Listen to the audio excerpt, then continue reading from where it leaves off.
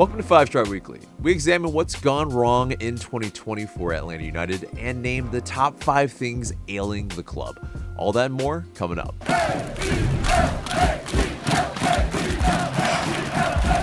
Welcome to the show, 5 Star fam. I'm AJ and this is Marc. Before we get into it, become part of the notification squad by hitting the bell next to the subscribe button on YouTube. This segment is sponsored by Thinking Man Tavern, a cozy Decatur neighborhood pub. Grab a tasty beverage from a wide variety of selections and a plate of something delicious from the menu.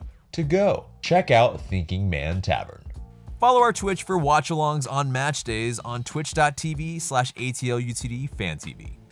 So straight into the match review, the 2-0 loss against Chicago Fire on Sunday. Obviously, a team that was toiling down in the Eastern Conference and had gotten a little hot. And us facing them at home where it's a little bit of a house of horrors for us in Chicago for sure. It, reared its ugly head again, essentially. And, I think a little bit of the kind of fatigue from having a match on Wednesday and then playing on Sunday, traveling, might have had a hand into the way we wanted to start and wanted to try to impose ourselves in this match. But I think you could see it that the intensity maybe just wasn't the same. But essentially, early score again by the opponent, and in the 7th minute, Barish or Erbers, their striker, he was able to score in the 7th minute. And, it's just deja vu a lot. All the time with, LA United currently. In that, we can't keep the opponent off the board early. Maybe that has something to do with confidence. Maybe, they're not coming out with, the right organization as well. But anytime we're down, it's, and we get scored on early, it's, I believe, 0-7-1 in terms of losses, draws. Very, very poor when we go down in 2020. But, Marc, what are your general thoughts on this match? Yeah, I think fatigue played a part in it, but I do also think confidence played a part in it. I just feel like from the jump, it just felt like Atlanta United was up against it. It felt like it showed a little bit. I mean, those first 10 minutes, Chicago had 4 or 5 shots. I'm pretty sure I heard Guzan, this was after the goal, they'd gotten another shot. I'm pretty sure I heard Guzan say that's too fucking easy. If he did, he's right, and so it's, like you mentioned, the House of Horrors. And so I don't know if that played on the players' minds. I don't want to, try to be a mind reader too much, but early on, it definitely felt like Atlanta had to, I don't know, I guess dig deep early on in the match and I think they responded okay, especially that John chance at the 20th minute, I think they found their footing and then figured out what they were trying to do. But early on, they looked clueless and Chicago pounced. Right. And I think, what's interesting throughout this match is not only that Adam John looks, at least he looked energetic. He looked like he was, eager to score, but it just wouldn't go in the back of the net for him. And it was definitely, I think, for many people, it was a perplexing move when he was taken off. When, what generally has, I think, if you have the smaller forward earlier in the match, you can, maybe press is, what we were trying to do at least, press high. I think the team worked really, really hard throughout this match, regardless of the, just defensive mistakes and the goals conceded. But, Adam John, I think you need to keep him on for the latter part of the match if you're chasing goals. And, it's just a little bit of a perplexing move, at least for me, and I think several fans as well, who thought he was playing well and looked the most capable of scoring throughout the match for us. And then it went a little bit, anemic after he he was subbed off. And so, Right. but I mean, I think give credit to Chicago Fire as well. They were, I think, they controlled a lot of the match. Their midfielder Gaston Jimenez, was to a degree maybe Nagby-like for them as well, where he, just the proceedings, it just didn't seem to faze him. We couldn't get the ball off of him. But, I think throughout the match, you have some chances for us that, if we were a little bit more clinical, if we had guys that, could find the back of the net on regularity, it would be a different story. So, I mean, not to give them any excuses, but, 2-0 at the end of the day is not the absolute worst scoreline or anything, but it is still, there were very much parts of this where, sometimes we didn't even seem like we were in the match. But and I mean, Chicago dominated the midfield. I mean, like time and time again, there was just so much space for Milanovic or Rebic or others to just turn and pick out passes. I mean, they nicked the ball off of Rometty for the first goal, and then the second goal again. It's just, even though we have defenders back, there's just so much space, and so I don't know if that's because of Chicago's game plan or Atlanta not executing their game plan well, or maybe it's just fatigue. I don't know, but either way, I mean, I think it's a combination for sure. But either way, I mean, it just, like I said, like early on, I think Chicago was able to consistently get their chances and their shots, which is not a huge surprise, especially at home. But we also have to consider the lineup, as well. Third match without a DP. Barco couldn't play. Robinson couldn't play. Hosetu couldn't play. It essentially, it's another makeshift lineup. It's even though you have Fernando Mesa back in there, but Escobar is playing as a center back. Brooks Lennon is playing as a right back. Jeff Lorenowitz is playing and starting for, I think, the fourth straight match. And you are maybe asking too much of Emerson Hyndman to a degree as well, to maybe run the midfield in terms of, not only possession but also creating chances. I mean, and I don't think that's what he does anyway, or at least not well. Yeah, not to a degree of like what we're expecting usually in yesteryear for sure. Sure, I think we'll get to Emerson Hyndman and the other things about his game later, but and then again the Adam John being subbed off for Tyler Wolff, who great prospect, but if you're chasing a goal, he's an unproven commodity, and it really I don't think he hasn't really shown terribly much. I know it's still early days, and so he still has all the time in the world to come good, but I don't know if it's the time to really sub him on. I think you leave him on, leave Adam John on, because that you have 5 more days until the next match. Try to get what you can out of him. Basically, Adam John should have been as much as he could parked in Chicago Fire's box at the end of the match, and we're just pumping in crosses and trying to because I mean we're bereft of ideas, I think, as a squad as well, and at that point at least try to get it to the tallest man on the pitch on our side anyway. Well, I mean, I think that's a good point with the lineup too. This probably played into a little bit about why Atlanta approached the match the way they did, but I thought it was for the most part I thought it was working okay. Like we mentioned, the 2 John chances, and those were really our 2 best chances to score. And so, him coming off, especially when he did, I agree. It just doesn't make a whole lot of sense, especially, we don't have a midweek match this week. And so, you would think that Adam John could give you a full 90, especially like this is the best he's looked for Atlanta. So, right. Yeah. And then also, there's that wide open chance by Jake Mulvaney that was missed. Where, I mean, he didn't really have that much more time, but it's just, I think the lack of confidence from the players. It's the maybe lack of quality overall in the squad at the moment.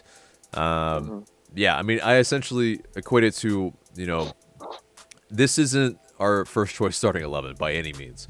We're essentially playing our 11 through 20 in the squad as the starting players. And so, of course, this is kind of what you would expect out of any team that's playing, without DPs and without their starting actual 11 players. So, in that respect, they get a reprieve, but they also, I think, worked, like I said earlier, worked really, really hard throughout the match. I don't think effort could be blamed. It largely is, I think, based on the talent available in the squad, on the pitch, and it just wasn't there. And, in terms of kind of getting into some of the team notes, Brooks Lennon made his 100th MLS appearance, 86 of those, which came with Real Salt Lake. Lorenowitz keeps making into the all-time MLS regular season appearances. This was his 431st. He was only behind Kyle Beckerman, of course. And and so into the positives and negatives. Adam John, like we said, the crosses I think were generally like fairly good. I mean, Gallagher, Lennon. Yeah, go ahead. No, that's what I was going to say, especially from Gallagher. I thought, to me, Gallagher was that Man United standout player. Aside from John, who I think played his role well, but I think Gallagher is one that, he's, I think he should be making an impression anyway on the coaching staff and his teammates. Indeed. Yeah, he's been a bright spot recently for sure, and hopefully he can be consistent.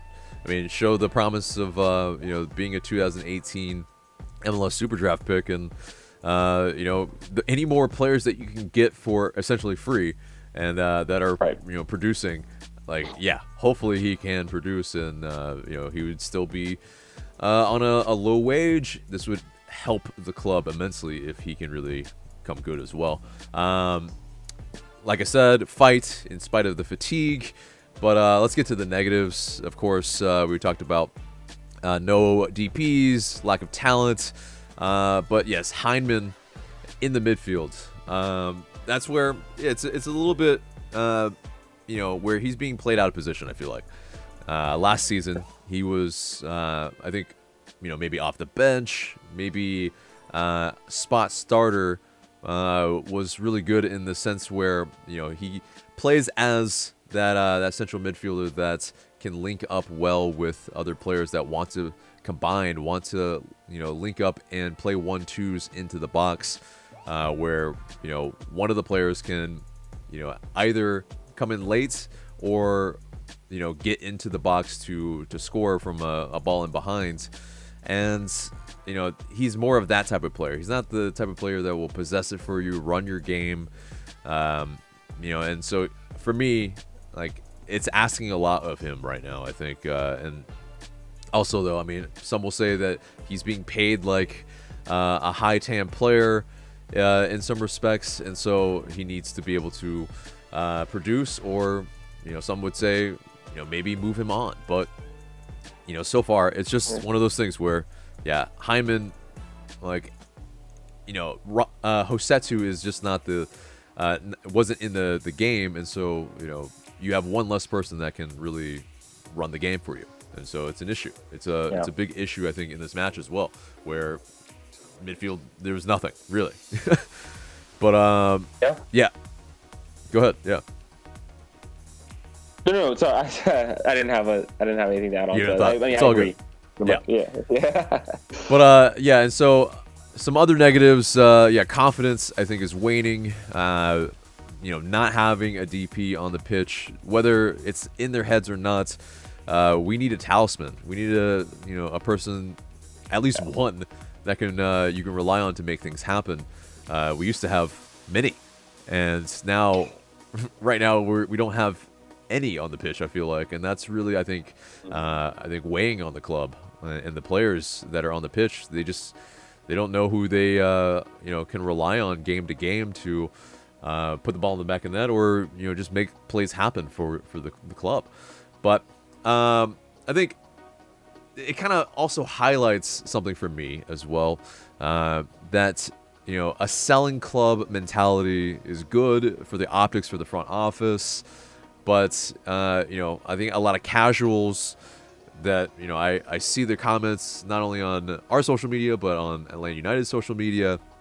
They don't care if the team makes money on a sale, like they just don't, and so they want the attractive winning soccer.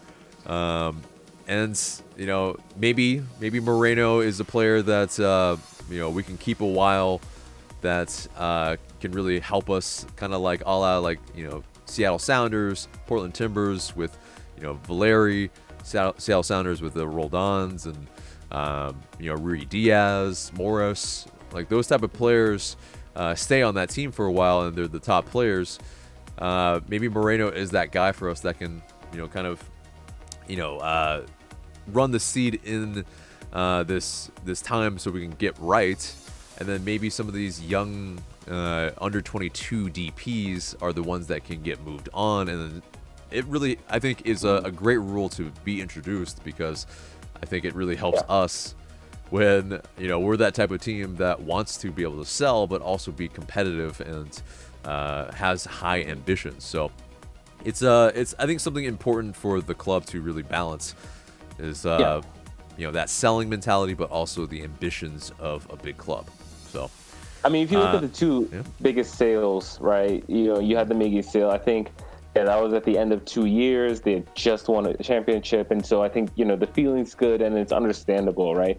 And plus, you sell it because it's like you have PD coming in, South American Player of the Year. Like, we're replacing Miggy, obviously not like for like, but it's it's like we're replacing one star with another. Whereas in this case, we're already mired in bad results, and so while the sale of PD is maybe smart in the context, it's not going to make fans feel better, especially as the next his replacement in terms of a DP is not going to play right away. And it's probably going to need a few weeks to really get up to fitness, and in the middle of a season, that's already going poorly. And so I understand if fans are frustrated about this particular situation. And to your point you were making about players who stay, I was kind of hoping that PD would, because he's about what, 25?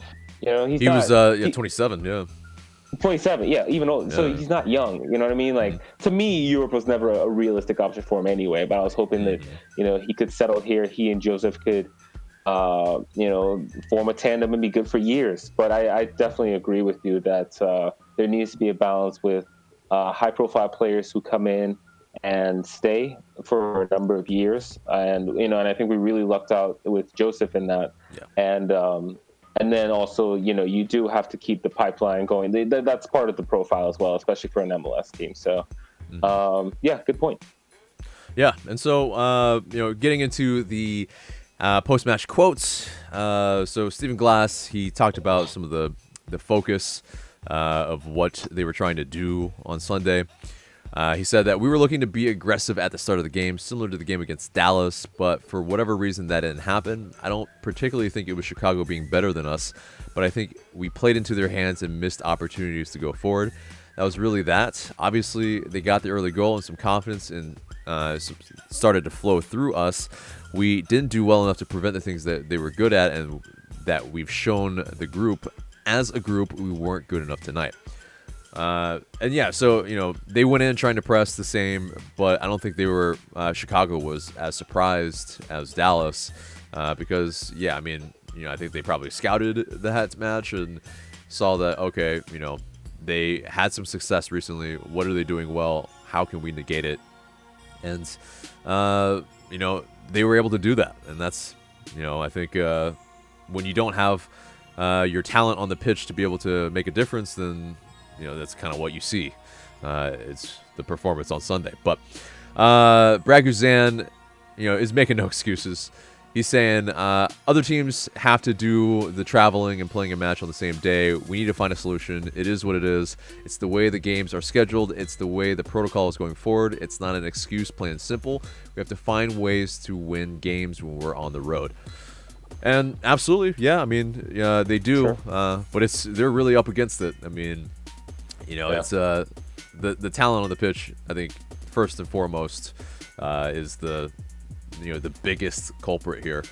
But you can only maybe overperform like a match in the FC against FC Dallas so many times before you're found out, and the teams can really start to expect what you guys are bringing out. But so yeah, that wraps a bow on the match. Unfortunate in many degrees, but it's something that hopefully they can learn from. They can continue to build on. These players have, I think, room to grow as well. While they may not be the top tier talent that we're wanting to start in every match for the team, I think this is an audition for many of these players on who's going to be here next year. So, if they can show out, we'll find out who we want to keep essentially in these matches. But let's get into the news as I try to switch at the same time. Boom, did it. Okay, so next time it will be a lot smoother. I don't have to actually mention it. But let's get into the news where Fernando Mesa, he made the MLS Team of the Week on his return last week against FC Dallas. That news came out after we put out the episode, but I think is pretty telling to a degree of maybe he wasn't at least stat-wise the highest rated, but MLS I think noticed that it was such a difference when he was on the pitch, and so they put him into the MLS Team of the Week. I think definitely the veteran leadership definitely helped kind of shore up some things for us. But excuse me, Franco Escobar, I think was for me the man of the match against FC Dallas. I mean, according to Who Scored, these stats: the 2 clearances, 1 interception, 1 tackle, 3 dribbles, 4 accurate long balls, 2 accurate crosses, 1 key pass, no yellow cards. And he played right back and center back. The fact that he was omitted from the MLS Team of the Week is, just egregious for sure. But yeah, no, he was excellent versus, and it's like what we say, like typically a good Escobar performance correlates with a team win or loss, lack thereof. Indeed, yeah. I mean, he's an important part of our back line, and if he's having to do, more roles than he's used to, i.e. Against Chicago, that's where, maybe it's not the best position that he should be played in. But let's move on to a Barco update. Barco hasn't been available, but he's had kind of a minor leg injury that's not really been disclosed. And he's been day-to-day, but he's missed 3 matches. And I think it kind of starts to, I think a lot of fans are starting to question whether he's, the commitment level, also if he's actually injured, or if he's holding out for a move, or if the club is maybe holding him back. But, of course, any rumors of a move, there haven't really been for a while. I mean, the last we heard was weeks, maybe a month ago, with Sevilla and Fiorentina, but it's just, there's radio silence on Barca rumors lately. So, it really starts to beg a question of what's actually happening. If it's day to day and he misses 3 matches, then I think there needs to be a little bit more transparency from the club. But according to Glassy, he did do some modified training to see how much, if anything, he could give the team, and he couldn't. He said, Glassy said on Sunday, he's not healthy at the minute, and he's still injured. Injury means he can't play at the minute, or at the moment. And he said that's as straightforward as it is. So I mean, it's something. We have to take it at face value, or we maybe don't. But there's definitely lots of questions abound. But I think, to note now is that Barco has only appeared in 51 of a possible 82 league games that he's been able to play for Atlanta United since he's joined the club, and that's 68%. That's pretty much only 2/3 of the match that you can play one of your DPs, whether through injury or through international, international time. It's just, it maybe starts to make you question if, we should move Barco on. Does he provide enough when he's on the pitch for us? It's in terms of records, and this was according to AJC. The team has yet to win this season when Barco was the only DP available. The record when he was the only DP to play is 0-2-2, and then the record when the DP is available but doesn't play is 1-2-0, and then the record when he doesn't play at all is 2-2-0. So of course, though, I mean, it's a very small sample size, but with all that being said, I mean, what do you think of the situation?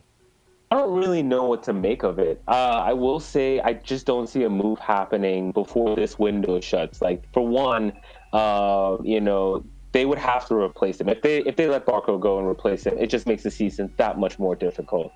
But then also, there's the posturing by Darren Eales. He talks about, I think he said a number beginning with 3 on that radio interview. That's probably, they're not going to see that, but I imagine they value him somewhere between 20 and 25 million. And so I just, for logistical reasons, I don't see a Barco move happening, at least not before the season ends. But I do think that they're bringing this onto themselves. I mean, like you said, the lack of clarity, the lack of transparency, you sort of invite that pressure and speculation onto yourself. And so, I don't think they have anybody else but themselves to blame for that. But me personally, I just don't speculate because I don't even know where I would begin in terms of speculating.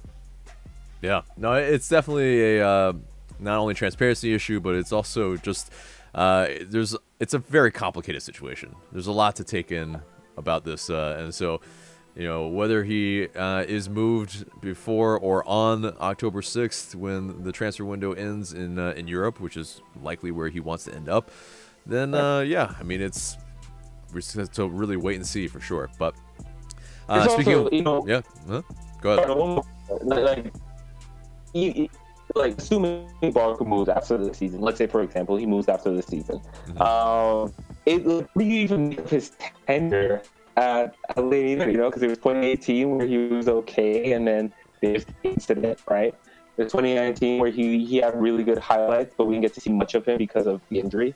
And then there's this season, and so it's like, it's like he showed flashes. I think he's obviously got talent, but yeah, just everything with Barco is just, it never seems straightforward. Yeah, it definitely isn't. I mean, I think it's on the back of the Argentina U20s performances, Independiente, and just flashes really with us. But yeah, and so speaking of wait and see with players, pretty much Marcelino Moreno. In that respect, we're still waiting on him, in terms of his visa appointment, et cetera, et cetera. But he did something super heartwarming over the weekend. His girlfriend posted on her Instagram this just video where basically he gives the keys to his parents, and on the video call says that, I'm not breaking up here, I'm just I have a frog in my throat, but basically regarding those keys, he said, "Mommy, they're yours."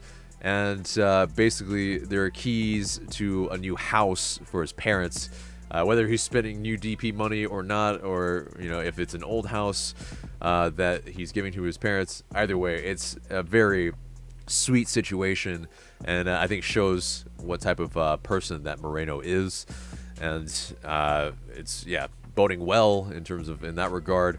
But also, he just got engaged over the week as well. To his girlfriend, whom he has a kid with. Seems like he obviously is trying to get some things in order, family in order back there at home, but also to be able to bring his young family over to the States. Because, I mean, obviously, you don't want to leave, your kid and your significant other in another country and having to fend for themselves. I think you saw that with P.T. Martinez as well, where He very quickly married his girlfriend as well and brought her over, settling his family life, which I think is very important for a lot of these players that come from abroad. So wise, and yeah, he's moving quickly and trying to get a lot of stuff done before he does get his visa appointment and comes over to the States. But so moving on from that, Atlanta United 2, they don't play this week, but or they will play over the weekend anyway, and it will be on October 4th. It will be the last match of the season. They will play Miami FC, which have given them fits. And yeah, currently they are 3-9-3 with 12 points. But yeah, I think it'll still be a very interesting match for them. They, of course, beat New York Red Bulls 2-5-3. So hopefully the goals flow again for the Twos. So that does it for the news, and to a little bit of housekeeping. Follow our Twitch for new match day watch-alongs. We'll be there bantering and getting through these very tough matches together, but it's always better with family, which is what you guys are. And you can find us at twitch.tv/ATL UTD Fan TV. So let's get on to a new segment.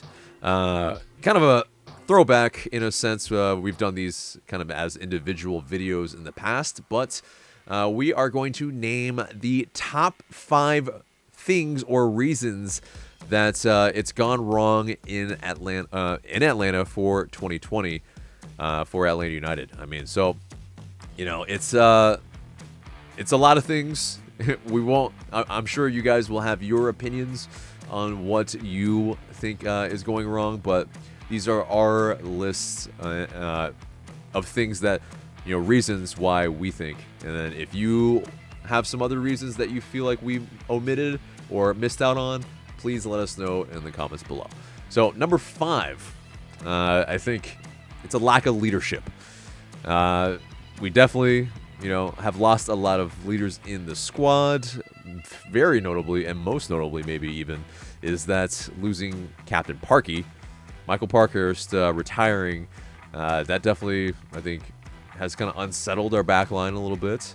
Made it really difficult for not only Miles Robinson, but George Bello, Franco Escobar. I mean, basically still very young players to a degree that are still learning their trade. And, losing that, LGP, other veterans and players who are just, I think acclimated into the system and the club. And losing all those guys, you also lose a passionate leader, kind of spiritual leader in Jose Martinez on the pitch and in the locker room. It's a lot of leadership has been lost in a really short amount of time. I mean, any thoughts on this lack of leadership that we have currently? No, I mean, I basically agree. Like you said, Parkey, I think you mentioned LGP as well.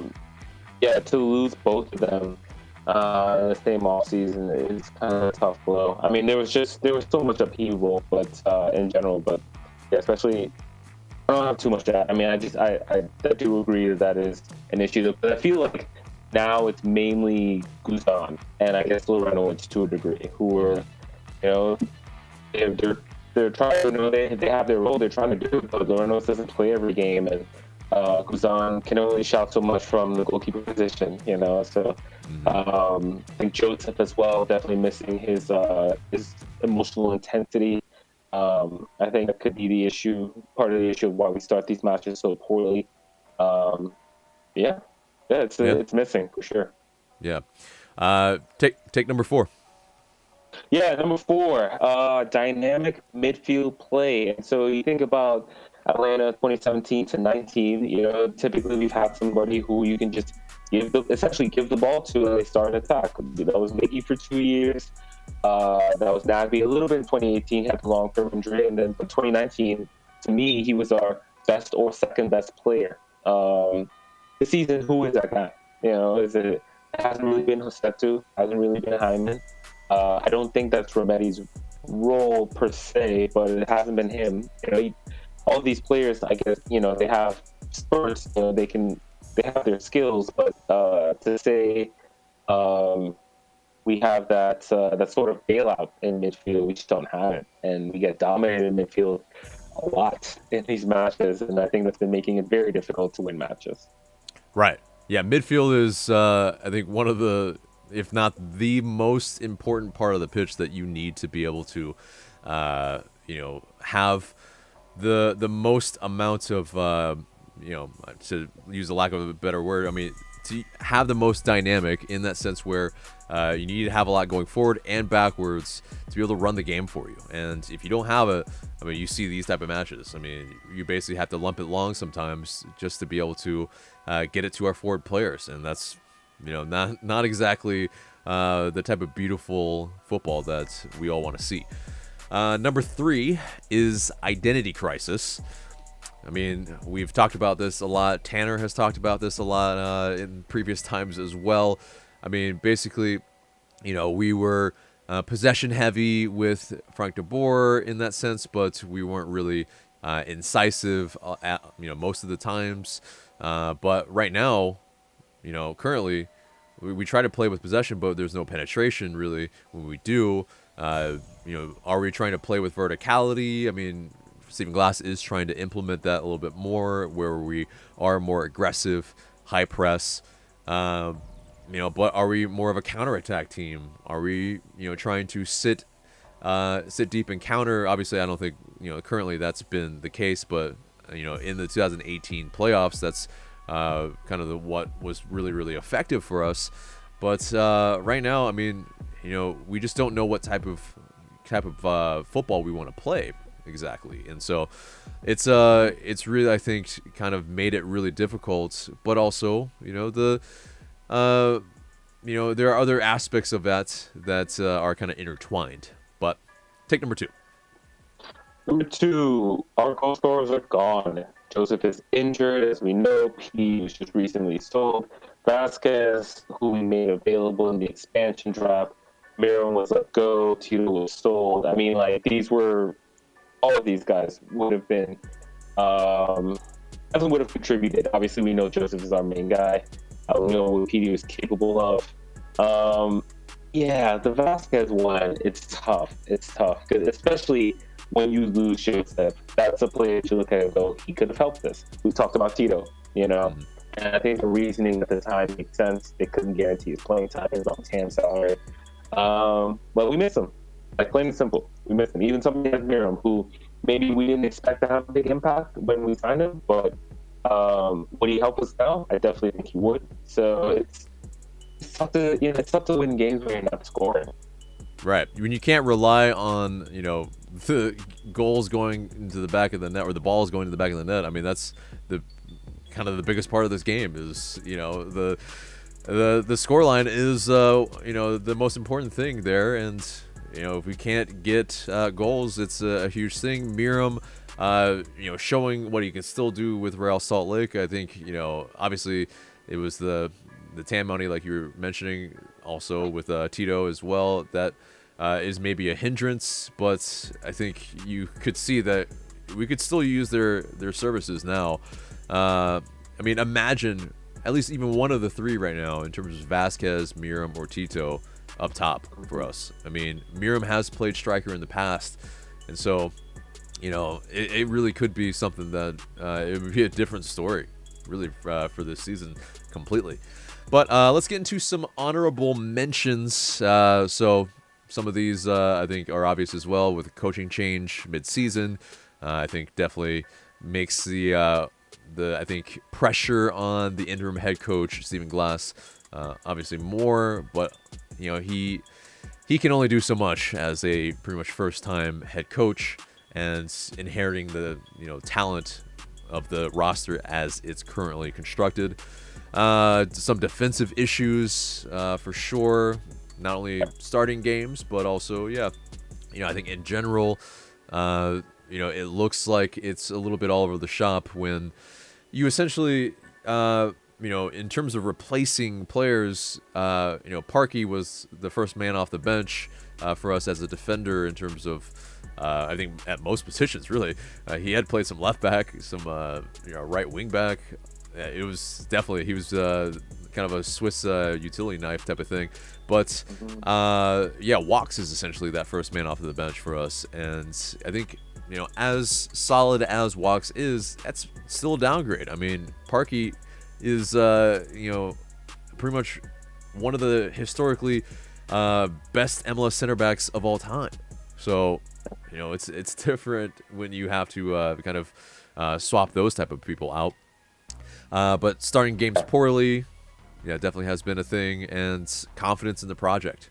I mean, difficult to see if the players are able to buy in right now when it's, you know, they don't know who's going to play, really, who's their talisman, like we mentioned earlier. It's just it's difficult probably for a lot of people to see. But I think going and getting to number one, it's Carlos Bocanegra, Darren Eales, and the player moves.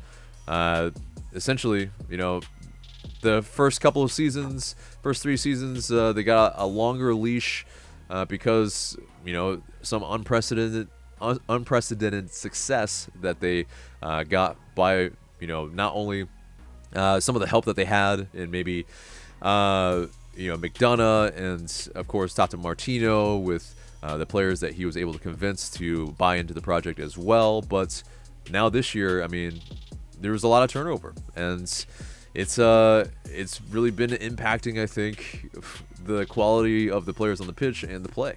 But some thoughts on that? Yeah, I mean, like, you kind of have to look critically, I think, at the replacements, and even the ones who, like, in my opinion, Brooks Lennon and Fernando Misa they've been okay, you know, but they have big shoes to fill, and I think, in all fairness, I don't think they quite filled them. And so, you know, you look at, you know, something we were just talking about earlier, but the talent available, I mean, it's so difficult to compete when it's just not up to par. You know, like we were concerned going into the Chicago match, and rightfully so. And I think part of it was that Chicago does have, like, even though the record suggests that they're on the lower end of the table, they do have talented players, and they were at home, and we know that they can attack and score, and they did. So it's, yeah, I do think that Bocanegra has to take responsibility, and I guess whatever role Eales plays in these moves as well, they do have to take responsibility, because you can bring in the best coaches in the world, but they can only get so much out of the players. It's a marginal difference. It's a marginal difference that most coaches generally can get out of you know, a talented roster. I mean, if you have a talented roster, I think it mostly solves a lot of the problems. And yes, you know, what's the issue largely, and who's in charge of that? It's Carlos Bocanegra and his staff. And so he's mentioned that as well this past week. You know, he has said that you know, we're accountable with who we bring in. The players that have been here, 6 or 7 guys that we've had on the championship teams, are not playing up to the level that we expect them to play. That also needs to change. He has said that, you know, if people want to have criticisms and anger, they can point that toward myself. That's fine. We need to do better. But it's also interesting, I think, you know, and this is according to a Dirty South Soccer article. You know, there was the virtual town hall that they did for season ticket holders. And Bocanegra, he explained that the team effectively had to leverage as many financial and budget resources as it could muster to reinforce the 2018 team, knowing that they had a chance to win a championship. But that, you know, the technical director admitted in doing so, the team had ran out of rope, forcing drastic changes to the squad ahead of this season. And so, you know, the kind of fallout of winning an MLS Cup, when you have a lot of players that were on either, you know, first-year deals, essentially, you know, kind of Miles Robinson and Julian Gressel in that sense, looking for a pay rise. And then, you know, people moving on, people looking for TAM money or DP money, a la maybe Darlington Nagbe. I mean, that will really, yeah, severely affect the way you construct a team. And I think that's definitely something that has impacted this for sure. Yeah. Now, it's in terms of fully to blame, I don't think there's one thing. There's, as we've kind of pretty much pointed out, there's a flurry of things that have gone wrong at the club, and it's definitely made 2020 as difficult to watch as it's been. So anyway, what do you think of our list? If you have some suggestions on what you think has gone wrong in 2020, please let us know in the comments below. So that does it for the top 5 and gets us to the mailbag. And you guys send in these questions through IG story. Please continue to do so, and we might answer your question in the future. So first question comes from Me. They ask, why are we shit? I think we kind of just went through that. And, it's if you didn't catch that bit, rewind. But it's definitely something that I think we went pretty in-depth in. Next question comes from Mateo Andante. And he asks, do you think ATL can make the playoffs? We can. There's quite a few bad teams.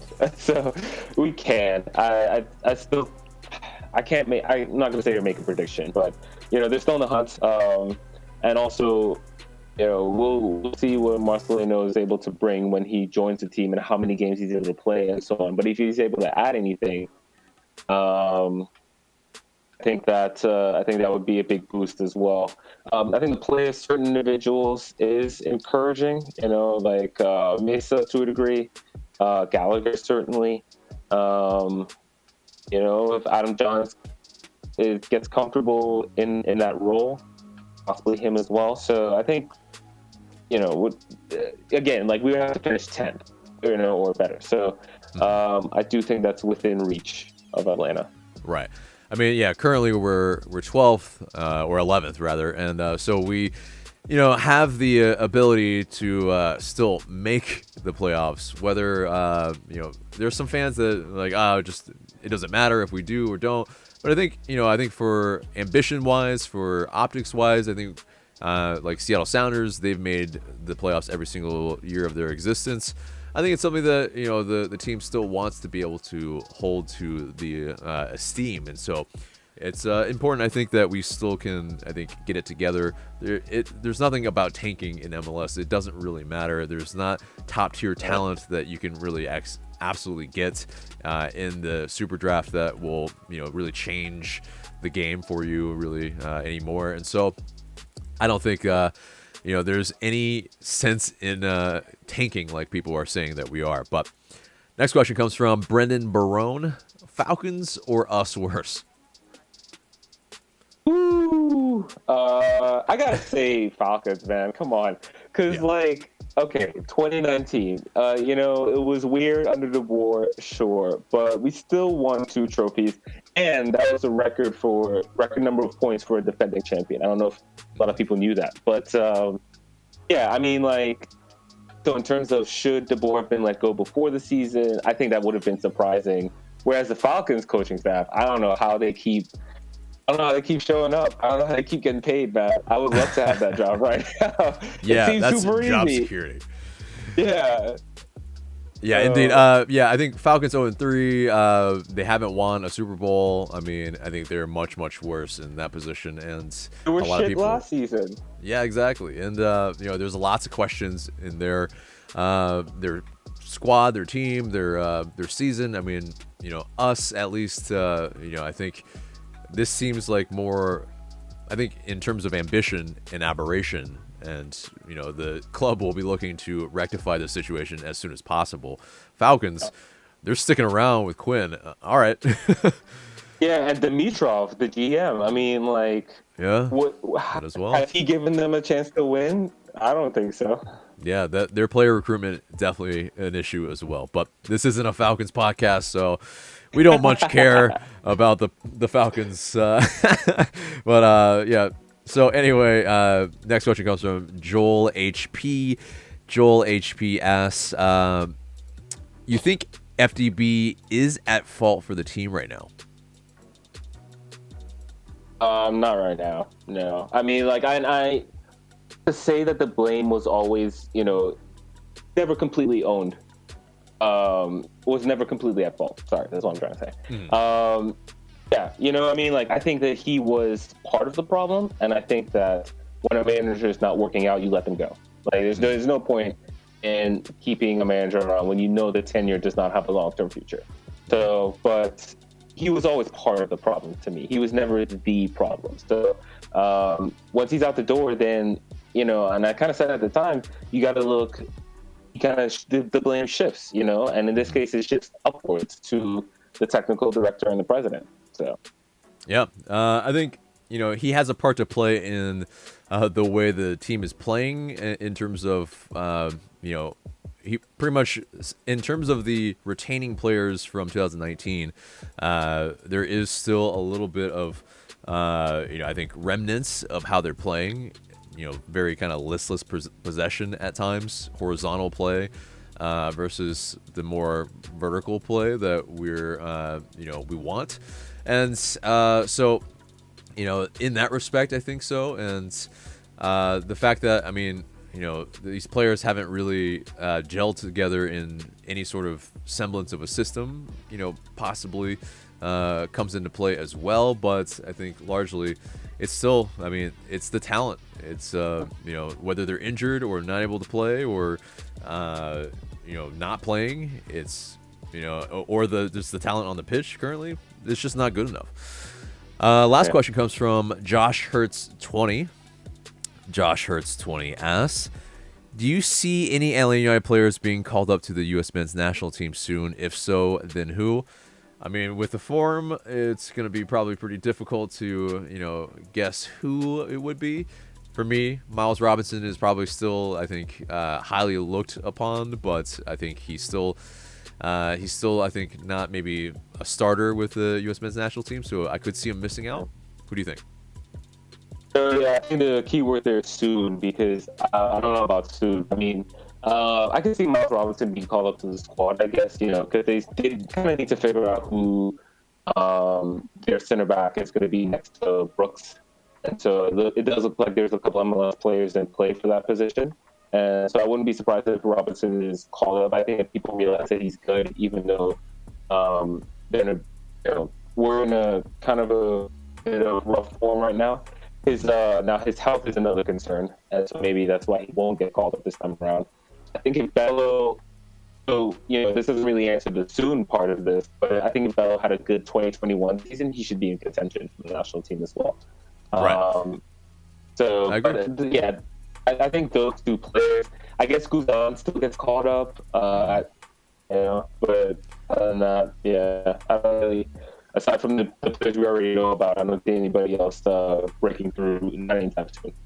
Yeah, agreed on Bello. It would just be if he's part of the, kind of maybe U20s or if it's, the senior team. So that pretty much wraps it up for the mailbag and gets us to the match preview against DC United over the weekend. It's on Saturday at Audi Field, October 3rd, 7 p.m. It'll be shown locally on Fox Sports Southeast and in DC, if you're a DC fan and popping in, WJLA 24/7 News. But basically, I mean, it's two clubs that are reeling and are desperate for points. We are both mired low in the Eastern Conference. And, DC United are currently at the bottom. They lost 2-0 recently to the New England Revolution. And, of course, we lost against Chicago Fire 2-0. But, there is this. It's a small sample size, but DC are unbeaten at home against Atlanta United. That's 4 wins and 0 losses, 0 draws, and an 8-2 goal advantage. So, speaking of House of Horrors, this is, if not more, definitely one for sure. So, in terms of DC United, they have now 5 matches without a win. And, they would definitely like to at least get a share of the points here. I think that's something that is market improvement for both clubs if they can both, get a point in this. But yeah, we had a little bit of momentum from midweek, but Chicago, that kind of halted it right there for sure. But like I said, the series matchup isn't good. They have those 4 wins. We do have a couple of wins against them, but it is still, at the end of the day, they pretty much still kind of largely own this matchup for sure. But in terms of the way they play, Ben Olsen, he's definitely, if not on, a warm seat, he should be absolutely, he should have been maybe let go a couple years ago, possibly, but because, I think still, while it's marginal in terms of the difference some head coaches can make, I think when you had Rooney, when you had Lucho Acosta, those type of players, they should have been, I think making a deeper run than they did in the playoffs for sure. But for sure. Yeah, they're a type of team that go ahead. It's that and it's the football. I mean, like Benny balls, we all know, right? So it's just like, I just feel like his tenure has run its course. I don't see how I don't see how he survives this season. Really don't. Yeah, I mean, he's had multiple seasons where it's been like this, and he's got some decent talent at his disposal, some veteran players. But in terms of how they play, they're a team that sits back a lot. They don't really, want to keep the ball. They're not a team right now that are really remarkably good at anything, really, in terms of defensively. Going forward, defending counterattacks, not very good. Defending set pieces, not very good. It's something that they have to work on and get better, but hopefully not against us. But, speaking of these players, of course, Julian Gressel is with them. He's got 1 goal and 1 assist on the season. Yamil Saad, of course, is with them as well. He's got 1 goal on the season. Ola Kamara, their forward, he leads their team with 2 goals and 1 assist. And they also have Federico Higuain, who has moved over from Columbus Crew as a player coach, and he has had no goals or assist contributions so far in 2020. So it's maybe a lot of underperforming players. They've dealt with a ton of injuries as well, but for Atlanta, for us, you want to mention who's to watch for us? Yes. So we've talked a little bit about George Bello today and before, and I think he's earned the right to be a key player for us. I mean, he's shown a lot of improvements. He's dangerous down the left side, particularly when Barco plays. But in general, I think he's shown the ability to play both sides of the pitch, get up the field, put in crosses and track that. John Gallagher, another player we mentioned, he's played center forward and right wing the last couple of games and has looked really good. He provides pressure, he has good deliveries, just a really solid overall contributor, especially with us missing talent up top. I think he's going to be a key player for us. And then Jake Mulvaney, I think, has shown some good things at the left wing position. I think we always kind of felt like left wing back or left back was not his position, but I think the left wing looks much more comfortable. He'll get his shots off, he'll pick people on, and we're going to need that. We're going to need that if we're going to get a result, more than likely. We're going to need a contribution from all 3 of those players. Right. Yeah, they've, I think, also swapped wings sometimes as well. I think Gallagher has played left wing more than that, but it is, I think when they, are able to interchange a little bit, invert, or, go back to where their, strong foot is most comfortable, we've seen a lot of chances to be able to be created from those sides. And so, it's at least in terms of the danger, it's coming from there. Whether we get goals from them or not, that's a whole other thing. But getting into the injuries and availability list, take it away. Take it away, Marc. Yeah.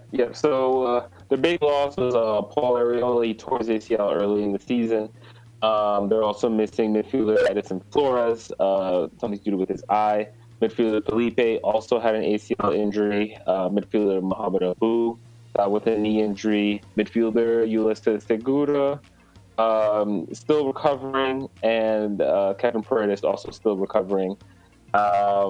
And defender Russell Canoes is questionable for this match, but yeah, they're missing a lot of midfielders, a couple of attacking midfielders, and so that probably has a lot to do with their struggles.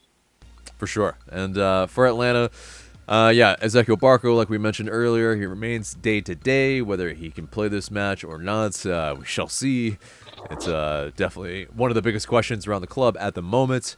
Jurgen Damm, hamstring, still maybe day to day, but he has been training, and he was seen today. We were filming this on a Wednesday. He was doing some stretches with his legs, looked very flexible.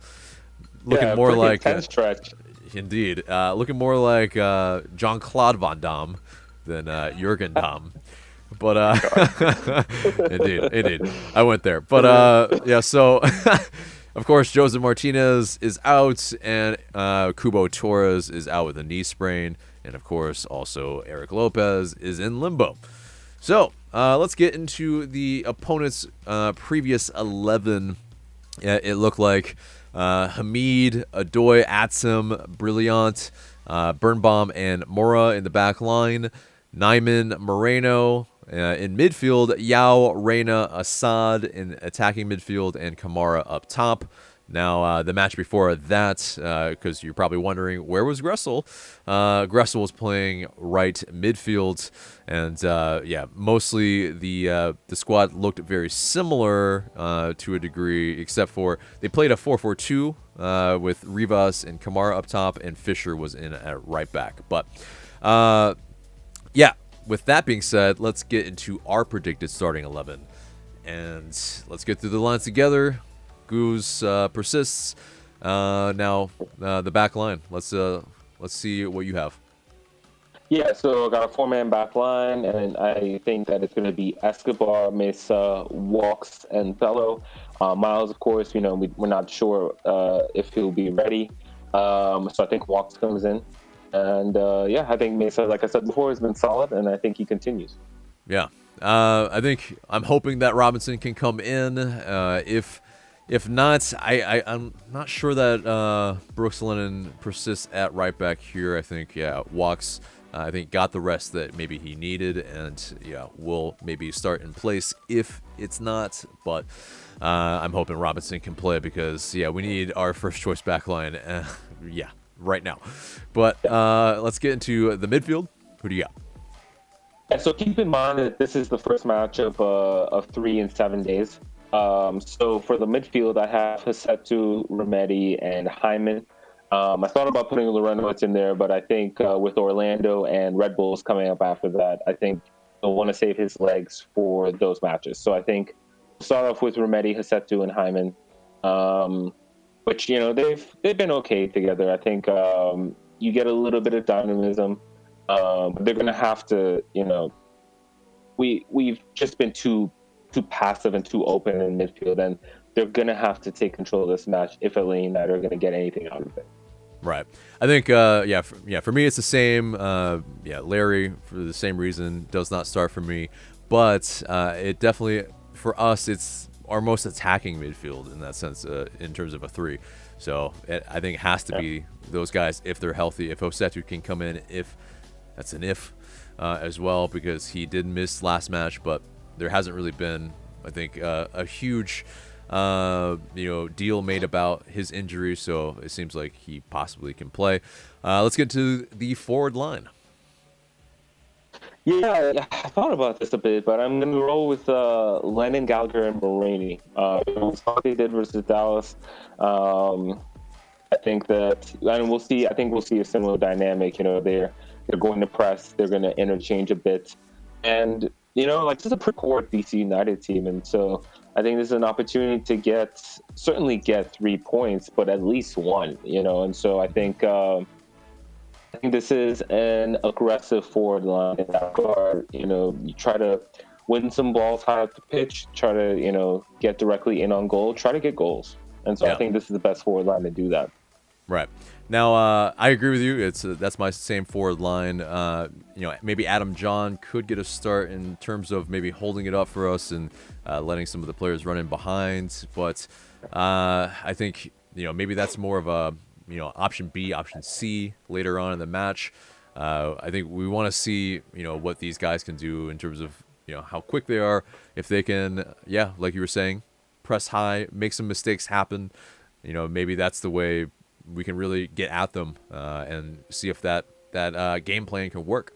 And that kind of segues nicely into what we'd like to see the team do in this game, which is do that, play with some verticality as well, and really try to be efficient in front of goal. I mean, we're ruining those chances that we missed. And while Adam John was the maybe beneficiary of some of the best chances, I think, we can still create some chances here that hopefully we can put away. We as well need to watch out for the ball, that long ball over the top. Not only have we been susceptible to it, but also, I would imagine DC would be trying to maybe do that, especially if Gressel plays. That, Gressel-Kamara connection will be, I think, very, very important to hopefully nullify. And, we will be able to, or will need to be able to break down that low block. So, maybe it's one of those, maybe we let them have it at some times and see if they can, make some mistakes and where we do press high. And so it's something maybe we bait them into that type of that play. Hopefully we can. But anything that you like to see the team do beyond what you've already said? Not really beyond what you said. I will like that last point. I totally agree with. Even 2 years ago when they had Rooney and Acosta, they were sitting back when they beat Atlanta 3-1 at Midfield, and they hit us on the counter. That ball to Acosta and so on. And I don't think they have the same I don't think they have the same talent up top. But as a strategy, I think you should still expect that. And so, I do think that Atlanta United should concede possession a bit more. And instead, maybe try some long balls the other way, and then try to win second balls or press the defenders once the ball is there. I think I don't know if this is probably not going to be the prettiest match overall. I think you just have to take what the game gives you, and so. But I think that would be smart to kind of worry less about possession and worry more about trying to catch them on the break. Right. I think, worry most about scoring goals. But with all that being said, let's get into our score prediction then. What do you have? I think it's going to be a 1-1. Like I said, I don't think it's going to be the prettiest match. I'm hoping we get a goal in it. But, I think it's... I'd be surprised if there's a whole lot of scoring in this. So 1-1 for me. I agree with that. Unfortunately, I think, there's maybe going to be some timidness from both sides.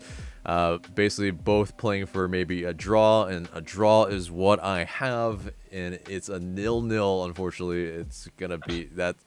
I'm sure we're, hopefully we're wrong, and it's going to be like a 4-4 match or something like that. But I just, again, cannot see where the goals are going to come from. So it's unfortunately a 0-0 draw for me.